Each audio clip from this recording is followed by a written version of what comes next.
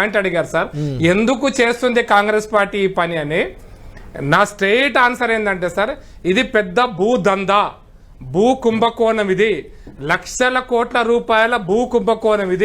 ఇది చాలా స్పష్టంగా చెప్పదలుచుకున్నాను. ఎందుకంటే ఇప్పుడు గండిపేట నుంచి మూసీ నది కొంత వస్తుంది, హిమాయసాగర్ నుంచి కొంత వస్తుంది, ఈ రెండు కలిపి పోచంపల్లి నుంచి సోలిపేట చెరువు వరకు ఈ నీళ్లు ఉన్నాయి సార్. ఇంకా కరెక్ట్ మాట, సోలిపేట దాటితే మఠంపల్లి వరకు ఈ మూసీ నది ప్రవహిస్తున్నది సార్. దాంట్లో ప్రధానమైన అంశం ఏంటంటే జూ పార్కు ఎత్తేస్తున్నారు సార్, హైకోర్టు ఎత్తేస్తున్నారు సార్, బస్సు డిపో ఎత్తేస్తారు సార్, మా గంజి ఎత్తేస్తారు సార్. ఇటు పక్క మొత్తం తీసేసి మూసీ నది పక్కన ఉన్నటువంటి అన్ని తీసేస్తే సిటీ కాలేజ్ తీసేస్తారు, ఉస్మానియా హాస్పిటల్ తీసేస్తారు. ఈ పక్కన వందల ఎకరాల వేల ఎకరాల భూమి, ఈ భూమి కోసమే జరుగుతున్నటువంటి ఈ కార్యక్రమం తప్పిస్తే ఇందుట్లో ప్రజల కోసం కాదు, మూసి ప్రక్షాళన చేయడానికి ఇది మార్గం కూడా కాదు, ఇది పరిష్కారం కూడా కాదు సార్. నా అభిప్రాయంలో కృషాంక్ ఒక పాయింట్ చెప్పిండు, ఎస్టీపీలు పెట్టడం అంటే నేను ఒక లాజికల్ పాయింట్ చెప్తా సార్. తెలంగాణలో నాగార్జున సాగర్ పరివాహక ప్రాంతం అంటే హైదరాబాద్ నగరంలో పడే నీళ్లు కూడా దాని పరివాహక ప్రాంతం కిందకే వస్తాయి సార్.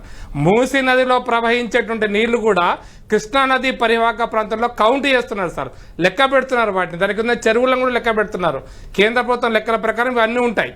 వీటన్నిటి చరిత్రలో ఈ నీళ్ళన్నీ కూడా ఎట్లా పోతున్నాయి, ఎక్కడికి పోతున్నాయి, ఏం జరుగుతుంది అనుకుంటే ఇక్కడ నుంచి పోచంపల్లి నుంచి మొదలు పెడితే సోలిపేట చెరువు వరకు వరిచేలు సార్, వరిచేలు, కూరగాయల చెరువు ఇవన్నీ కూడా మురికి నీళ్లతోటి, దుర్గంధపు నీళ్లతోటి, వాసనతోటి బతుకుతున్నాం సార్.